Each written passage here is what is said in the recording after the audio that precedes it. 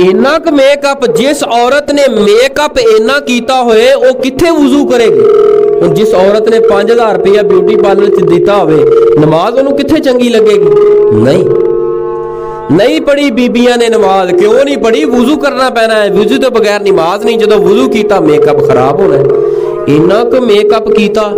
याद रखिए दीन इस्लाम अंदर मेकअप जायज़ है औरत वास्ते, अपने खामद वास्ते। पर ये बदबख्त ऐसिया औरतां ने ये जदों मेकअप करदियां ने, इन्हां ने जदों बरात ते जाना है, जदों किसी दी शादी ते जाना उदों, ते जदों खामद दे सामने उदों तवे दी सवाह ही कालो लाई हुंदी है इत्थे भी मैं बंदे नूं चंगी ना लगा।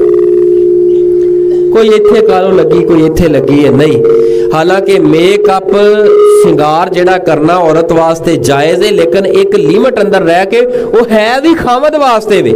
इन्हों ने सोहने सूट रखे ने 10-10 20-20 हज़ार दे, बंदियां नूं कहा भी सूट लिया के दे, पा लैंदियां ने, पाउंदियां कित्थे ने? जदों घरों बाहर जाना है।